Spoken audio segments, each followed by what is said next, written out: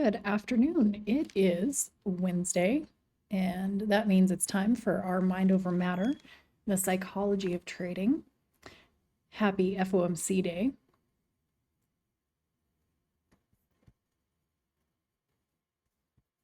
So checking to see if D Cruz is here. Hey, Hey, how are you? good, good. Yeah, happy FOMC day. Kind of Yep, like a vacation within.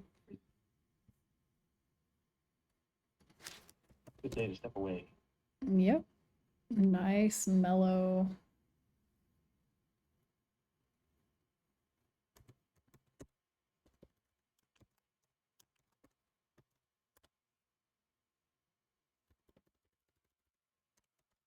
All right, just shot D Cruz a DM. I know that he is on his laptop or on his mobile because he's having computer trouble this week or doing computer repairs, as the case may be. So wait for him to come on, but kind of wanted to talk today just in general. I know we do what I call rehashing. We're always going back to subjects on the Mind Over Matter sessions because the struggle is ongoing. It's not something that, you'll be like, you'll arrive at the destination of now you can just handle stuff. What will happen is you'll be able to identify things that you struggle with more easily as you get better and better at managing your psychology and not allowing emotions to actually run your trading account is the biggest part of that. So for me, I know what my tendencies are. And so I pay attention to those. And if I hear those little phrases in my head, I have a like advanced warning system in my brain where if I hear it, I'm like, oh, flatten, I'm done. I'm out of my positions because as soon as I say that, I know that I am not thinking as clearly as I should be, or allows me to be able to check myself and back up a little bit and be like, okay, wait, are you thinking this because you want to do and fill in the blank, or are you thinking this because the chart's telling you? How's it going, Cedar? Good. Can How you are hear me? you, D Cruz? Good, good. I just plugged my uh, microphone into my laptop here for Awesome. this session. So glad it's working here. Yeah. Um, yeah, well, hope all's been well.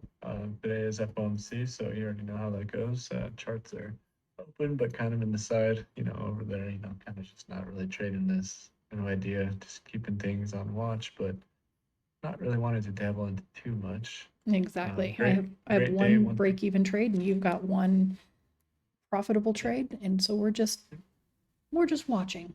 sitting on that, and then let's see what the options are. I don't even have my brokerage open. I took two DTE, so yeah, we're actually right at 0.73% negative. So we're minus $1 per contract. No biggie. We've been in these for almost an hour now. Really nothing much actionable, like for zero DT, unless you're being quick. But and once again, though, I mean, the perfect day for uh, us to be on or Mind Over Matter. So glad to be here, and a great day to talk about what's needed to hear. For sure. Will you walk me through what your morning routine is? I would love to hear kind of how you're like what time you get up because you're Eastern Standard. I'm Mountain Standard, so I'm 2 hours before. So my days start really early. But what do Yeah, you sure. what do you do in So the morning? yeah, so for me, it's actually it was constantly changing, and now it's finally stable. With my girlfriend's schedule. She's on a set schedule now. Finally, she is military, so it's always changing, and now she's actually on a constant one for now. So it's waking up pretty early. I like to wake up. I don't drink coffee right away. You guys all hear me in the morning whenever I actually do drink coffee, and I wake up at about anywhere 7:30. I'm still kind of breaking the schedule in as of a week ago, and uh, once I wake, I before I used to wake up and I would go to the gym and shower and make breakfast kind of after market open, and now I'm basically just doing all of that before. So um, just I wake up, I like to take a shower. I just go go to the gym, even if it's just to walk, just to walk or run on the treadmill for a little bit, just to get, wake up a little bit.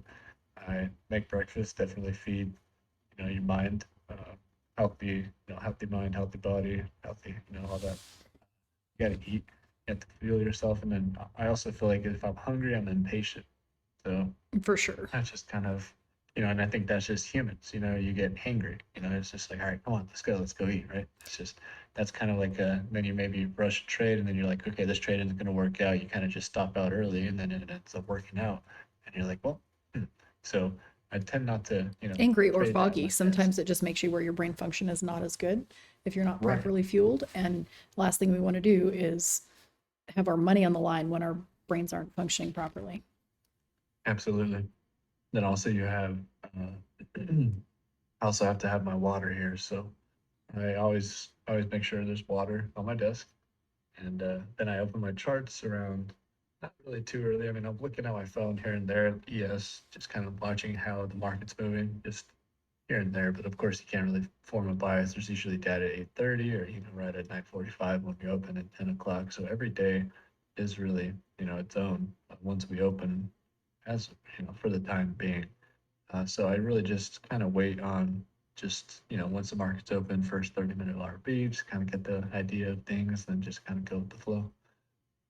Nice. And And then, mine's pretty similar. So I get up and do my workout. So I get up, check economic data, post that, or at least get ready to post it for the server to be able to have it for the trading day and get my levels, at least a preliminary setup so that when we come into the trading day, I've got my ES already there. Then I go work out, eat my breakfast, usually wander around the yard after breakfast and go talk to the animals. So go pet a horse, get a little bit of, well, depends on the time of year. Sometimes sunlight in my eyes, sometimes it's just outside. Being in the outside world is huge to me, to not just walk from the bedroom to the gym to inside the trading room. And for me, my trading room is my gym. So I actually leave. I don't go from working out to sit down and trade right away, to shift the gears. So work out, go eat breakfast, then come back in and sit down and start assessing, what my individual focus is going to be for the day. But I also don't trade for at least the first 30 minutes typically, if not the first hour. And it's really important that people aren't thinking, oh, I'm a day trader, so I need to be in the market immediately. There's a lot of times I'm not logged into my broker for the first 15, 20 minutes pretty easily. Most days, my computer's not even open. I've got my stream running on another computer, but my trading computer is not even open. So I can open it, log in pretty quickly, once I see my setup. But it's important that we're not just like, okay, the market's open, gotta be trading. And futures is a little different because it is open 23 hours a day, 5 days a week. But that being said, I have found that I am more impulsive if I've got my screens already open and logged into everything. So I really try to set the tone of my day with the way I come in to the morning. Not like gotta get there, gotta do it. It's almost a frenetic energy, I guess, that newer traders have a lot of times, of like, must go see, must go see. So really important that we're setting the tone for what we want to be doing, which is methodical and deliberate, operating from reason and logic, instead of it being just a like, gotta go get it right away. So do you have any mantras that you say to yourself? Do you have any affirmations or anything that you use? kind of just, well, I mean, just same things kind of just run through every day. Not really anything in particular, but just kind of the same things to keep my mental in check, I guess. Just kind of, you got to look, play, no bias. And, if you're not liking it, walk away. Yeah. But curious what yours are. I'm sure you have some of the good ones. Well, mine are all over the psychology risk management channel, that's for sure. But I will usually pick a theme of the day and put it up, because I'm one of those people that if I have, like, I've got my post-it notes that I put in the psychology channel, And if I leave the exact same Post-it notes up on a monitor or somewhere, I'll stop looking at them because I'm like, yeah, I know what they are, right? My brain just kind of checks out on them. So I rotate through and just choose different ones each day or each week or kind of where we are in the market based on what my thought process is. So I've been posting them a little bit more like theme of the day kind of concepts. Yesterday it was, or Monday I think it was, don't trade too early. So just putting little concepts, little reminders, tidbits. Essentially, I think the most important part of this is that you know exactly what you're supposed to be doing to be consistently profitable. So net out, stop chasing shiny objects, new indicators, new strategies, trading, whatever, philosophies, whatever is causing you to like chase the bright shiny object.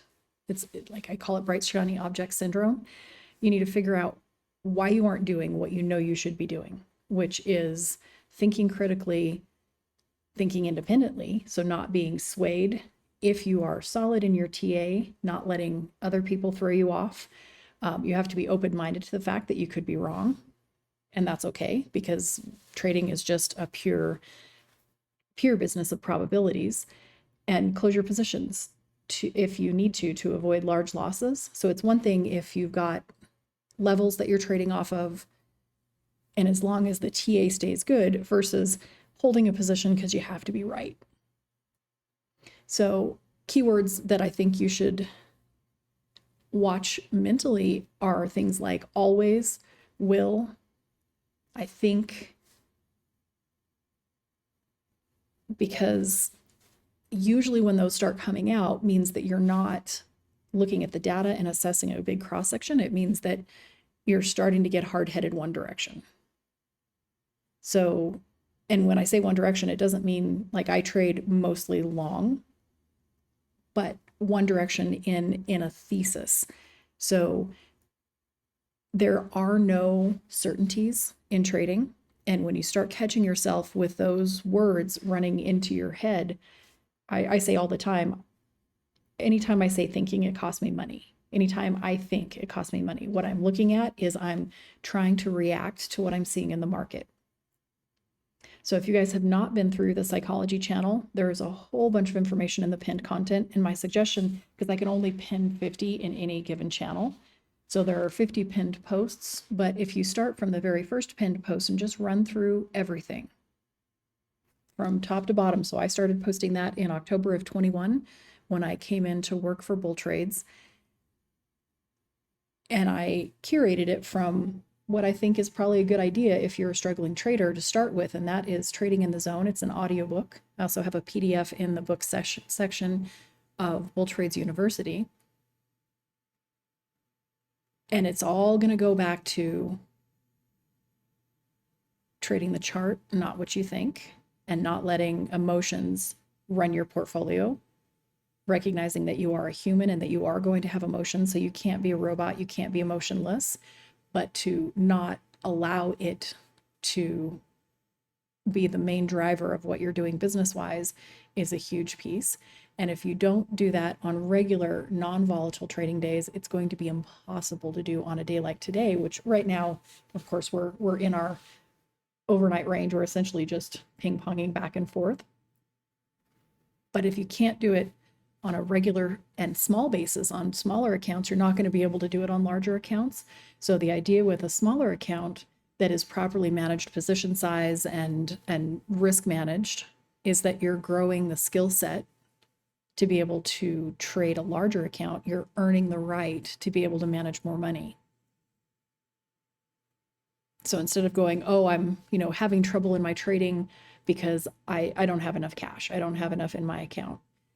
If you don't have enough in your account to properly size, it's a good idea to save some money and get it where you can get that, 5% if you're trading a small account. 10% is my absolute suggestion of maximum position sizing, because even if you completely blow up, it takes 10 complete blow ups to lose your account, versus if you're in a 50% position size, and then once you're in 50%, you'll probably just clap the rest of it on and turn it into a full port, and then now you're out of money. If you think about all the money that you've put into small accounts and lost oversizing like that, and added it all up, calculated how much money that would be through this year or last year or the years that you've been trading, not, of course, I'm always speaking when I'm talking about this to those that are not consistently profitable. Calculate that and say, had I just sat and learned for a year instead of losing that money in my learning process, what would my account size be right now? That now, as I've learned these processes and developed the skill set for myself, what size of account would I be able to manage now? And it's probably relatively sizable for most people, where, 1,000, 1,500, you stack in little accounts in there, blow them up, stack them, blow them up. All of a sudden you realize you've lost $35,000 or 50,000 or 10,000 that you could absolutely be properly sizing if you had not just gone in with a gambling mentality and blown them over and over and over again. And so you don't want to think about those types of things as tuition. And while you are going to lose money, guaranteed when you start trading, you're kind of in control of how much tuition you pay. It's kind of a sliding scale. How much you're willing to lose is going to go back to how much you're willing to learn how to manage the ability to manage yourself, the ability to get inside your head, to be your own trading psychologist, to be your own risk manager, because no one else is going to do that for you for the most part in retail. It's just not something that's out there. So it costs you more if you're not willing to manage yourself. So definitely, really, really consider how much time you want to spend learning, because as a self-study kind of thing, you could spend 6 months or a year, and hopefully with what we have available here within the server and the resources, and how much time we spend teaching, we should shorten your learning curve significantly over what ours were. And we talked about this some last week. I think that, for me, it was 2 years of losses, a year of break even, and then started being profitable on the 4th year. Hopefully we shorten that timeline. And some people are, much faster than that. I'm a hard learner, no question.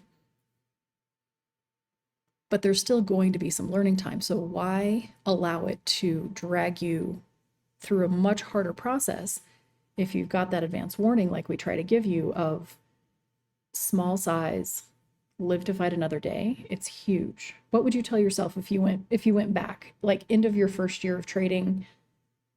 What would you tell yourself, Cruz? Stop throwing money at at the Bright shiny objects. like the 10 times, well, like the 10 times, like, it's like, oh, I could make this off of this. I'm gonna bet on this. It's only a small amount, and like that added up, honestly. Like the small lottos, the small, like this could do this, or just holding past. Well, I mean, I guess after the first year, I wasn't really holding winners really well because I didn't have that many, Right. you know. So that was another year. But I mean, for the first year, is definitely stop looking at the potential, like the big bangers. Just look at piecing your account together while you learn, and making money is the second. That's on the side. I mean, even that the first going on the second managing year, the trade. maybe when you trade less, right? Yeah, you trade less and you learn more, and you maybe open a paper account, and you actually respect that, and you actually see how contracts move. You understand. I wouldn't. You shouldn't be trading options until you know exactly what theta, delta, gamma, like all of that is. All of your Greeks, and you should know exactly, you know, um, how much you're looking to, risk for potential reward. So I would definitely wait until you have a strategy planned, because I think the first year I was kind of just, shooting shots, right? Just kind of buying things that looked good. You're like, oh, there's this candle looks great. Let's buy this. And you didn't really understand the market and how, Apple would look fantastic, and then SPY would just get, like it'd be 9:45 and PNMI would release or something, and then boom, it's just like, oh wait, why is Apple going down? Apple looked great. Well, understand the market, right? You have to really It's understand walking what's around going on. blindfolded if you don't. Yeah, Yeah. literally, exactly. And that was me for the first couple of years. I'm not gonna, Yep. that's being completely honest. So if you guys were here within the first like year or two of trading, and you know and understand that PMI and the CPI and all this, So things far like ahead of us. what we're yeah no, it's jeez. If I had somebody do it, nah, not jeez, like what? Because those are those candles you're just like you're holding something, you're like, oh, I'm up 20%. This is great. 10 And then o'clock hits, you're like, whoa, smack. Yep. wait, what happened to my, and then you're averaging down, and then do not average down. That's the thing. That's another thing, for the first year and two, don't throw and I like how Thor says, don't throw bad money at, Good don't throw money. money at bad, yeah, good Yeah. money at bad money, right? Yeah, thank you. Good money And after. Yeah, because that's what it is. It's that's like exactly what ship it is sinking. Let me just put the rest on. right? You're like, but it once was this, I want it to go back to that. No, no, no, that's not how it works. So, and if it goes back to that, that's where you cut for break even. You better think, the market or whatever, for actually coming back, because that's rare. And you shouldn't put yourself in that situation of the what ifs. Like as soon as you think of like, oh, it might come back, now, so Yeah, don't if you just, hear that term, yeah, it could come back. Immediately if you just flatten start your thinking position. that. Yeah, just done. It's over. So I've been there, I've been there. I still do that once in a while. You're like, but it could hold. Nope. And then you're just, no, I'm just gonna Yeah, cut and this. you can It's always invalid. And then all reassess, of a sudden it's re-enter. just, yeah, Yeah. exactly. And then, you're gonna see more times than less than not. You're gonna cut, and then it's gonna pan out to where you cut at the right time, and that's a good play still. Even though you lost money, that's still good. You learned Well something. managed trade. You're building a nice habit. Yes, you're managing trades. Yes, you could have lost a lot more, right? So preventing losses is one thing, but also preventing a larger loss is another thing. If you're already red, don't let it get out of control. And what's great is if you're properly managing your account as far as position sizing, there's money left. A solid sign, and I know we've talked about over trading, through the years and on these episodes and with members. If you have no money left to trade in your small account or even your large account, if you have no money left to trade, no funds, you're in a cash account and you've traded everything in a single trading day, you're over trading, especially if you're properly sized. But you can use that as a, maybe even track that as a metric. How much of your available funds did you trade today on an alpha day, like a massive trend day? Oh, I might use, and this hasn't happened in a while, but I might use 40 or 50% of my account in multiple positions in trades through the day. I never, ever use 100%, ever. So if you just track that, just write it down, just keep a little, tablet, scratch down how much out of your total account that you traded in that day. And, maybe put a little note of, what your position size was that you used in the trades, if you're consistent with the position sizing or max position size. And then going back to look at that from a journaling perspective, you might find out some interesting things about yourself. The days that you're oversized, the days that you're over trading are your biggest loss days. And the days that you're properly sized are your biggest win days. So if you can really focus on the properly sizing part of that and the not, I call it the hero syndrome, not trying to be a hero, not trying to save anything, not just doing what I do. And it's like driving home. Yeah, I know the route. I'll just kind of go along here and yep. There's usually a, school zone here, so I have to remember to slow down even if I'm not paying attention really to what time of day it is.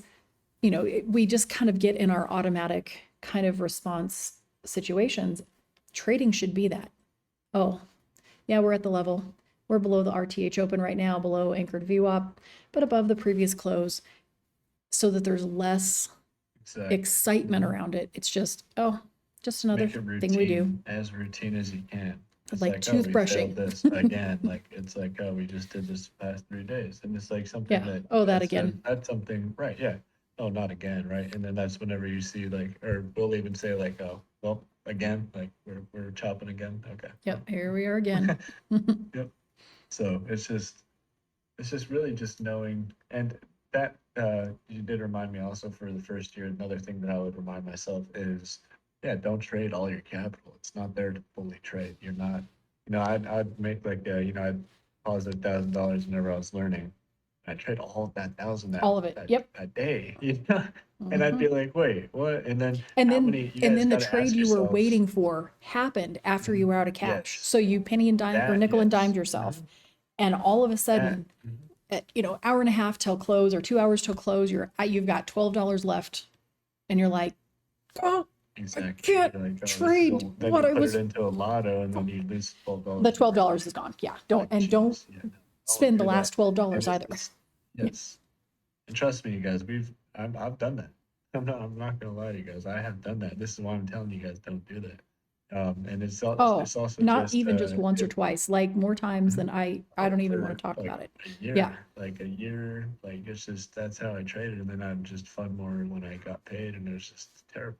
Trade less, learn more, because if you gotta also ask yourselves for year two, look back at day one compared to year or day 365, right? How much did you learn in that? And even if it's just simple terminology and just some charting, I mean, that's a lot more than day one of not even knowing how to like, open an options account, right? You got to look at progression and just like realize, take it into realization and just go from there. What could I do in another year? And if I could just keep my name in the game longer, and that's really what you're trying to do. You're buying yourself another day. You're buying yourself another year. Buying yourself another 5 years. You're buying yourself another decade, and that's how you're actually successful. You stay in this long enough to Right. actually perfect it. Yeah, So survive it's long all enough, literally, yeah, just to learn the just lessons. like just like anything else in life. And I'll say this every week if I have to. It's literally like anything else. So just spend time on it. You'll do good at it. It's not just for like few people. You're not born a day trader. You're born not, right. It's just you got to just spend time. You got to respect it, and you got to actually build yourself around it. And you have to just learn, keep learning. I love learning like the stock market. I hated math, but I love stock.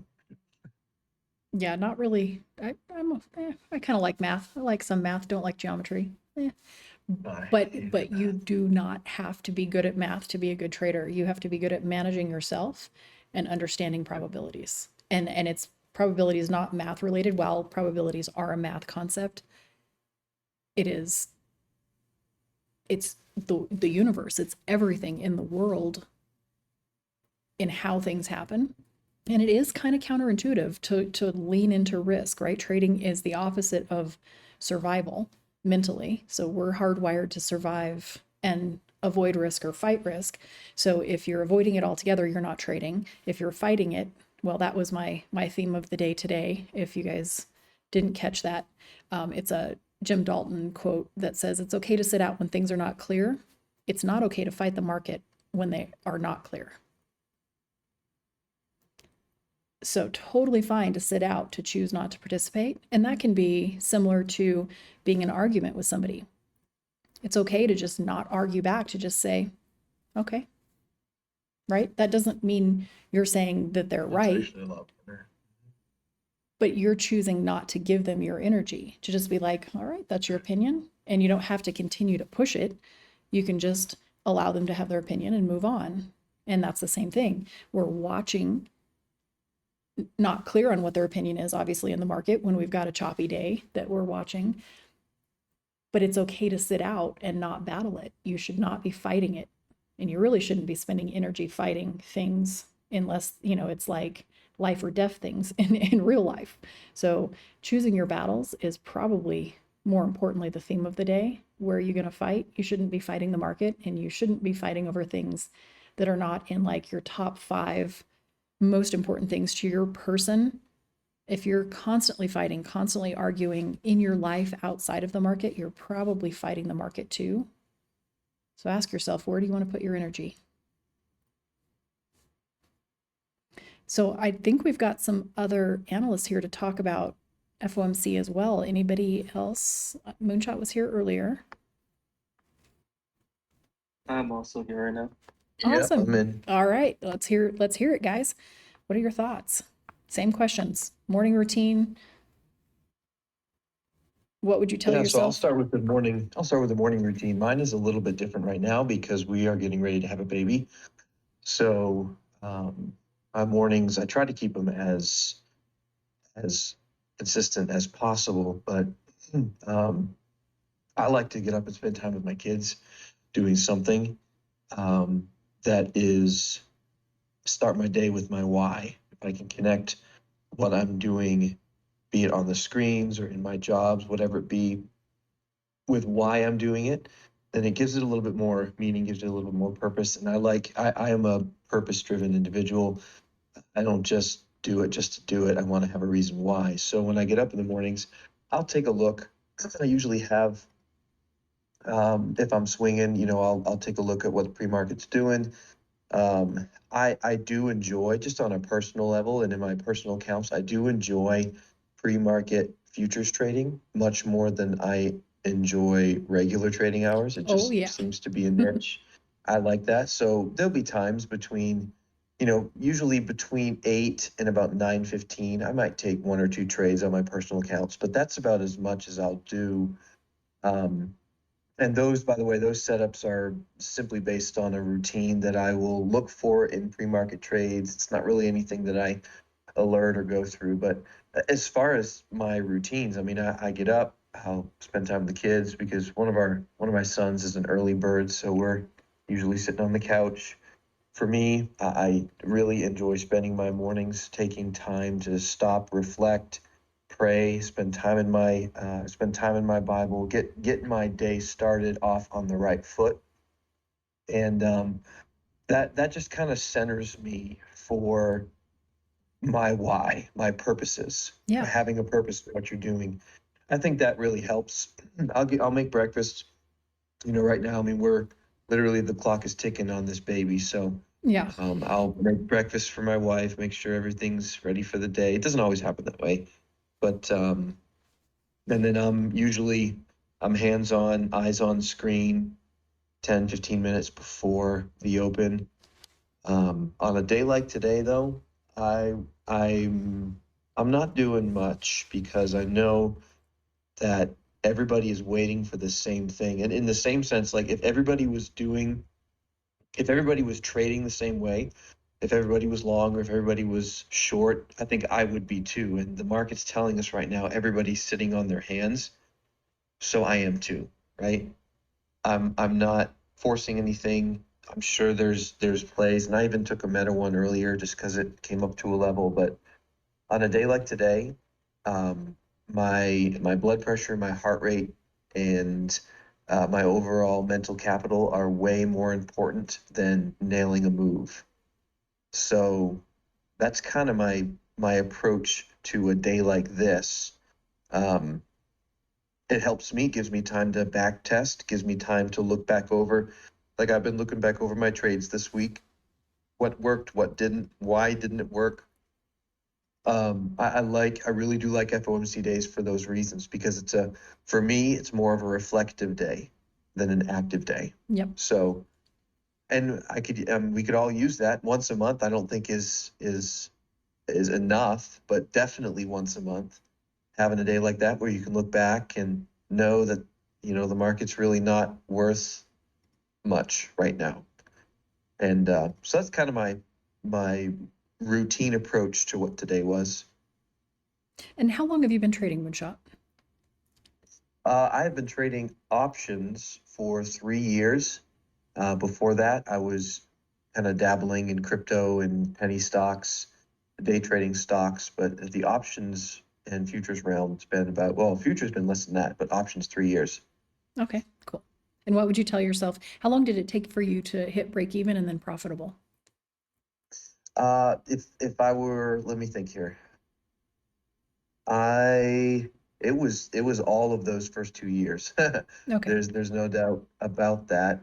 Well, I say this. I say 3 years. It's more like four. I've been here in bull trades for a little over two, and I hit that right before yeah. So it was about 2 years. Um, I would say if I were going back to myself starting, I would say you're not ready yet. I jumped in on the the Twitter mania when it came to options. Okay. I should have done paper trading for 6 months. I would tell myself to think about where I would have been in 2 years. I would tell myself to realize that you can't make it all in one day, but you sure can lose it all in one day. Yep. I would push pause. Actually, I wouldn't push pause. I would eliminate the connection that my Webull account used to have to my checking account. Absolutely. I would get rid of that completely. A lot of things. I've sat and I've talked about this even with my wife. There's a lot of things that I would have done differently. But at the same time, to be honest with you, Cedar, I'm thankful. I'm thankful for those lessons. I'm thankful that it didn't cost as much as it costed other people, merely because it helped me. It helped my mentality. It helped the greed factor that was so present that I'd never really struggled with. I never really had that Same for me. issue. Yep. But it helped me strengthen that. It became a muscle. Personal risk management became a muscle that we all have. We may not know we have it, but it became one that exercised very, very well. And it made me into the patient, willing to take risk, willing to take a loss trader that I am And today. calculated So, risk is a beautiful thing. Yep. yeah, definitely. Yeah, So a lot of things I I'd don't say, think I would and be I know where we I got a am lot of new without traders those here losses. today. Listen, and um, I would definitely pump the brakes on trying to match. The one thing I used to do, especially when I first came into bull trades, I was in a season where I was trying to match. I was trying to match dollar amounts that I was seeing in gains. I wasn't trying to match percentages. So the green hundreds or thousands of dollars is what I wanted instead of seeing the 30, 40, 50%. And my mentality was about the money, not the percentage. And when that changed, even though I may not have been trading as large of account as I used to, it was almost more, not almost, it was more satisfying, truth be told, to see the percentage. And now, now as the trader that I am, I don't even really trade. I don't even look at my P&L because I'm watching percentage. It changed my perspective entirely. I can congratulate myself on a 50% win, even if it's just a couple $100 play. And I look in chat and I see people posting gains and I see their percentages, and that excites me so much more than the dollar amount, because that's really where it's at. Those people who are posting the big green money, they're not posting the big green losses or the big red losses. Yeah, yep. So the percentage, focusing on percentage instead of the money sign, that was a huge turn for me too. Awesome. It's always going to go back to how much can you lose, right? That's I just hammer that a bunch. If you're focused on how much you can gain, you're probably not going to be here in a year or two. If you can focus on how much am I going to lose so that I have money to gain down the road, that survival, you will be here and possibly even sitting on analyst staff like Moonshot is. That's a awesome testimonial to, overcoming the losses and moving into an analyst position here. It's awesome to have you here. And then Ben, anything from you? Thanks. Yeah, I'm here. So what's your morning look like? I know you work full time, right? So you're here in the morning and then you're off in the afternoon. So tell us, because that's a long day, but it's awesome. So tell us about it. So I work at 2:30 till 11 p.m., sometimes a little later, depending on what's going on. So I'm a maintenance technician at an aerospace company dealing with CNCs. So of course, if a machine breaks down, then I'm there till late. And unfortunately, it kind of messes with my day the next day. But generally, I wake up around 7 o'clock first. When my girlfriend gets up, she goes to school. She's a to go with it. I'm not talking about what the trend was Hold on just a or sec. any other. Okay.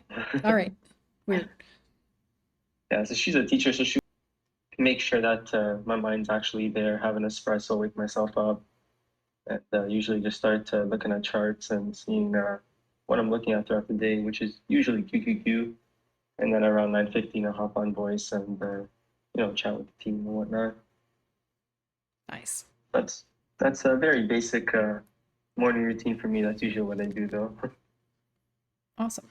And how long have you been trading? And tell us about your journey into becoming an analyst here. So I've been trading since I would say July of 2021, if I'm correct. I believe in July of 2021. Yes, it was July of 2021. And at the beginning, it was just because I had a friend of mine that was telling me about options trading and all this, making it sound all fancy, big wins, this, that. And at first, I didn't really care for it because I was trying to get into real estate wholesaling. And then afterwards, I started to get intrigued more and more about it. And I got into it with the wrong mentality. I came in very much just gambling. I was just throwing money at everything, whether it was lottos, FOMC, ER, it doesn't matter what it was. I was just throwing money. And like you said, like it very much stacked up.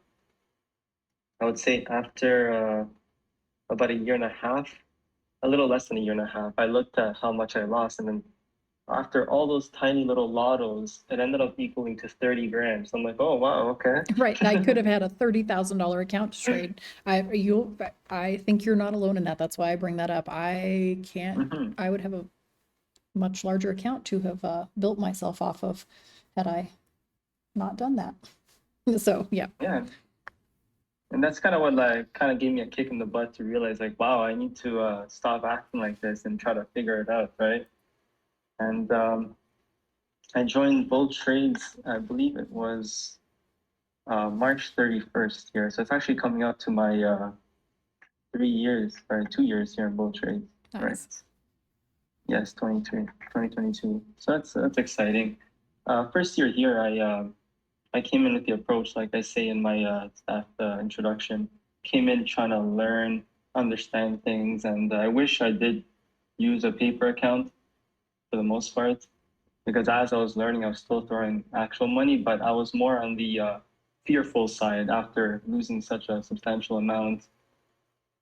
Which is very much definitely the next fearful. phase, right? So you go from the, no respect for capital, then into the fear of like, oh, what if I lose? Totally part of it. Absolutely.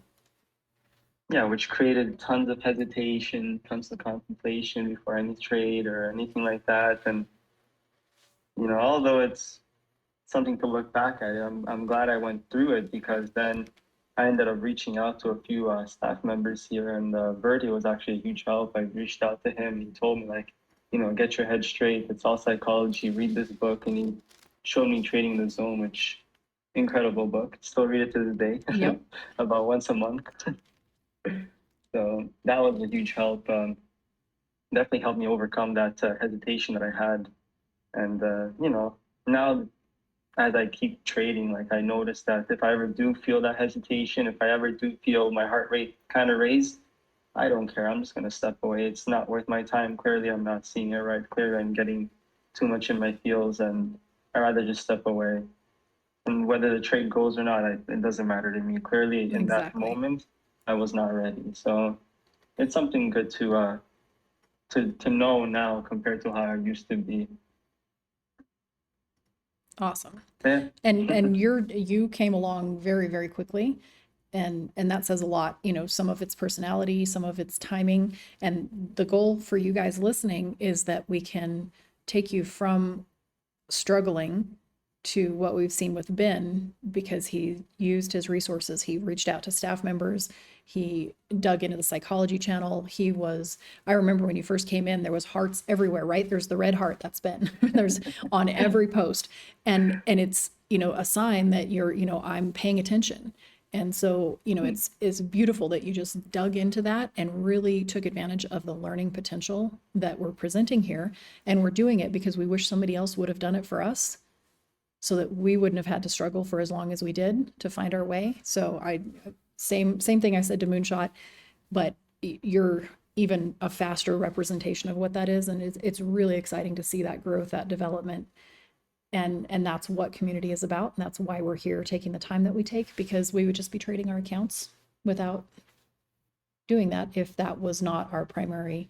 That's the only reason I'm here, is to help new traders and to help struggling traders. I've worked with people who have been trading 30 years and are still struggling. And, you know, kudos to them for sticking in with that, because that's a hard thing to talk yourself into. But really wanting to turn that corner, regardless of how long you've been trading, whether it's a couple of months, a couple of years, or a couple of decades, at a certain point, you just get sick and tired of being sick and tired. And being able to access a community like this is quite the wealth of knowledge, quite the potential. So anybody else, are there any other analysts that were able to join us for this lunch? I haven't even looked at the lineup of who's on voice.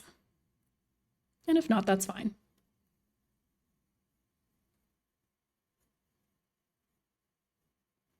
Awesome. Well, what do we have? About an hour? No, we've got 2 hours and 15 minutes, right? I'm trying to translate time zones. Oh no, hour and 15 minutes until Hour and 15, yeah. the rate decision is dropped. And just a reminder, when we're coming into FOMC, the thing that you have to remember on days like today is that the size traders are not at their desks for the most part. So when we talk about the whipsaws, and you can go read my commentary in Market Insights about more about FOMC in general, as far as my opinion of, you know, how you should be looking at it. But the whipsaws are created because it's low liquidity. It's a lack of liquidity. The order book is thin. So what happens is orders that normally wouldn't be flipping the market around, because we don't have the larger traders trading 5,000, 10,000, 50,000 contracts, it gets swayed very easily, kind of like a little boat out on the ocean. A wave that wouldn't affect an ocean liner at all, or might be a little, like, you can feel, you know, a little sway on a small boat, tosses that thing around like crazy.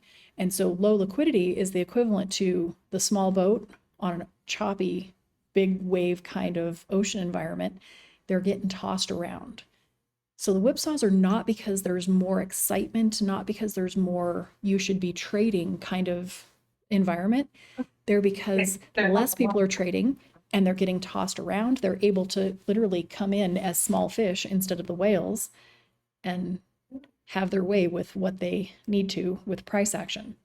And there's just no good reason for newer traders or even seasoned traders to allow themselves to get wrecked in that environment. So if you're calculated, if you're deliberate, if you've got your stops in place, more power to you. And more importantly, if you have successfully traded FOMC repeatedly, not once or twice, but repeatedly, and the only way you're going to do that is go back and track your metrics. I am slightly above break even. I am slightly green on all the times that I've traded FOMC. And I've had some really great trades and bull trades since I've been in bull trades with FOMC positions at very deliberate times, but not very often. I will not be trading today. There's just not a reason to. It's not worth the emotional capital. So I encourage you to calculate how much money you've gained and how much money you've lost, and figure out what that is, and let that be your deciding factor as to whether or not you're trading today or future FOMCs. So thanks for hanging out. We ran this one a little bit long today. I changed my schedule just a little bit so we could kind of dig into it a little bit more. I will add this into the Psychology Risk Management channel. And I look forward to seeing you guys on the trading floor.